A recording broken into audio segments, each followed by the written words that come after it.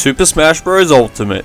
The biggest crossover in video game history, the best fighting game of all time, one of Nintendo's greatest games to date. I still find it amazing that Sakurai has decided to continue making fighters after the Fighters Pass is almost complete. It just goes to show how much he's loving the feedback of the game, and I seriously can't wait to see who else they could possibly add. And yeah, today we're going to take a look at some of the glitches found in version 5.0 for Super Smash Bros. Ultimate. Before 5.0, there have been so many glitches, but most of them have been patched. But with every update comes more glitches to explore, and I've got some pretty cool ones to show off in this video, so let's get to it. Now for this first glitch, you want to play as Luigi and have a Pac-Man. I did this in training mode and just allowed me to play as the CPU, which you can do in the settings. And then what you want to do is spawn a Smash Ball, so that once you break it you gain your final smash. And then you want Pac-Man to throw down his water hydrant, and you need to get Luigi to stand on top of it. Then activate your final smash, and this happens.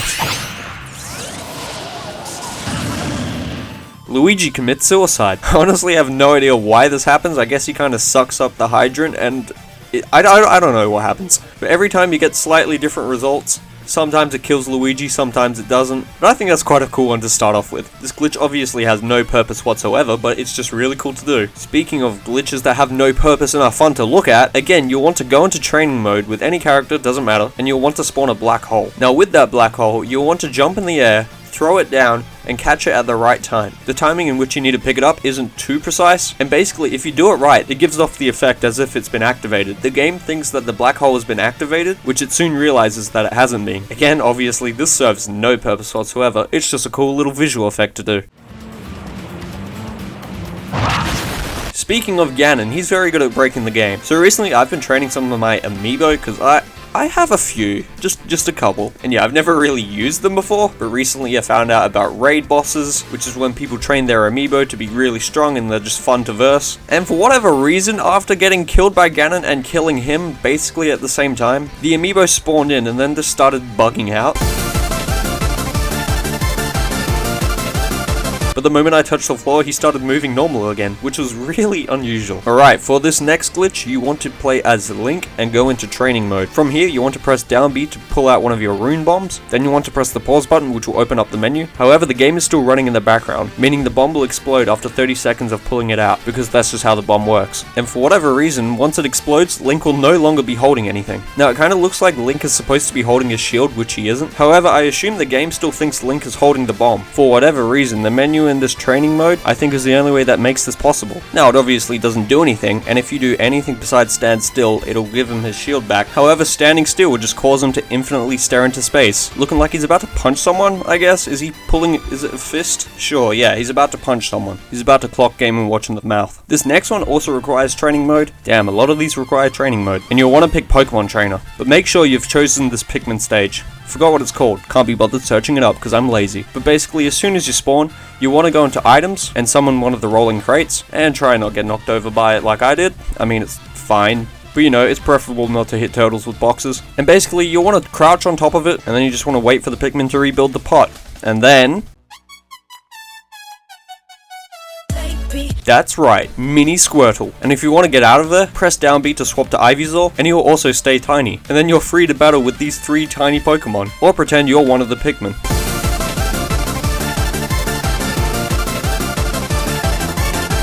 Now, I have absolutely no clue as to why this works, or why this is a thing. It just kind of is. And yeah, I don't think this affects your stats at all. The only thing that really changes is your hitbox, I think. Which I guess is kind of useful, sort of, but now you're small, so not really. But the second you get hit by something, like I did with this crab, whatever that is, it just turns you back to the normal size. So yeah, that's pretty epic. Now let's go back to Ganon, but this time into Home Run Contest. Now I'm sure a lot of you have seen this already, but we can actually break the game. So basically with the setup I'm doing here, I'm getting enough damage so that when I throw the bat in the air, it will knock the sandbag to the right as it hits it into my backwards Warlock Punch, which I gotta do. And then if you do this correctly, it'll go the complete opposite way. And this isn't possible without doing it this way. This is the only method that allows it to happen. And in doing so, the game just kind of freaks out and yeah, it does this. And this is where Galeem kills everyone.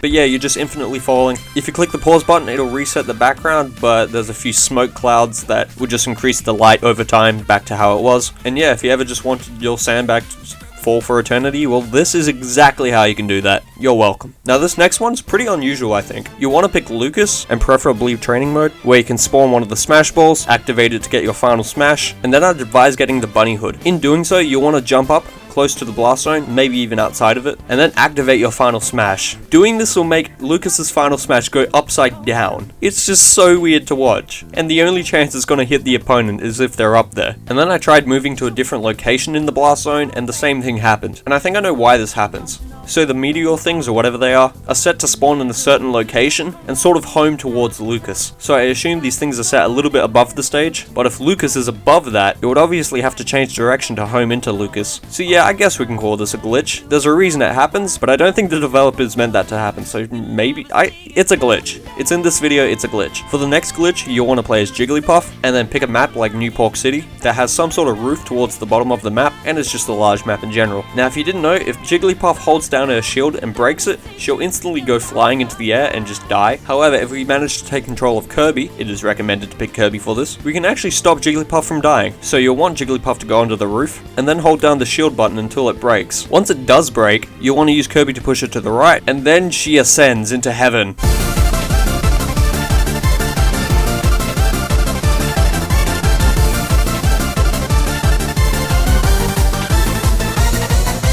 So yeah, for whatever reason, hitting a roof totally ignores the blast zones once she's getting flung up even higher. Have no clue why this happens at all, but I think that's pretty cool. And then obviously here is an example of her breaking it without touching the roof.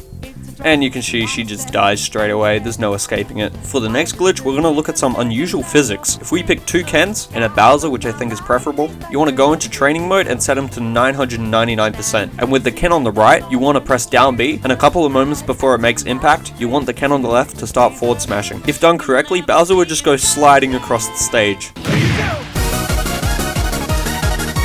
Now, I generally have absolutely no clue as to why this happens, it just kind of does. But yeah, like I said, this needs quite precise timing, otherwise you just kill Bowser or he'll stay still. But when you do it, it gives off quite a unique effect that I don't think has any use, but is kind of cool to watch, I guess. Hope you enjoyed looking at that. Did you like that? That was pretty cool. Now finally, I'm going to show off some glitches that I wasn't able to pull off, but I've seen other people do. I'll credit the people who found this with their names on top of their videos. But yeah, starting off with one that makes a ghost Arsene. And when I say that, I mean Arsene stays there once Joker is dead. You'll see that this is most likely only possible with 3 people. You'll want one Joker who will have the ghost Arsene with his gauge almost full. And then what you want to do is get the second Joker to shoot an E-Hara attack, which will basically poison Joker and give him more damage over time. And right before he gets Arsene, you'll want to thwack him, and obviously it will have to kill. And I'm sure this is also a key factor, Joker will have to be on his last stock, so he will die and not respawn. And if done correctly, Arsene will just stand there for all eternity, and obviously you can't interact with him because he doesn't have a hitbox, or he's just kind of in the background technically. But yeah, you could just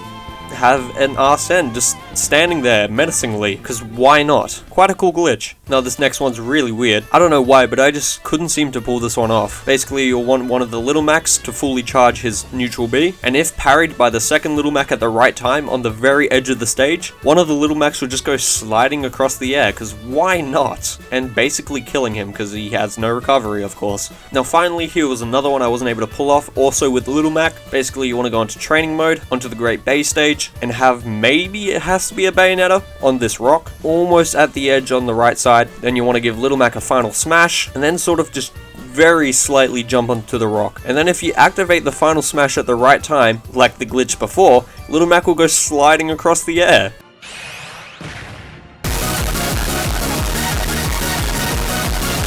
But this time in his final smash. Now I think I got close to pulling this off, but I couldn't quite do it. It seems to be a very precise jump or land that you have to activate it on, which I wasn't able to do, but yes, another great random glitch. So there it is, people, some of the glitches that have been found in version 5.0 for Super Smash Bros. Ultimate, and there's obviously more yet to be discovered. Unfortunately, that's all for this video though. Hope you all enjoyed. If you enjoyed this video, maybe I'll do more of them when 6.0 drops with Terry Bogard this November. But thank you all so much for watching. I hope you enjoyed. Please subscribe. Thanks for watching.